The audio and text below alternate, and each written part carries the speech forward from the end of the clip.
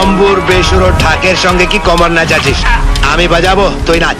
Annapurna sound, Annapurna sound, Annapurna. এতই যদি ঢাক বাজাবার শখ, তাহলে আমার সঙ্গে মোকাবিলা করুন।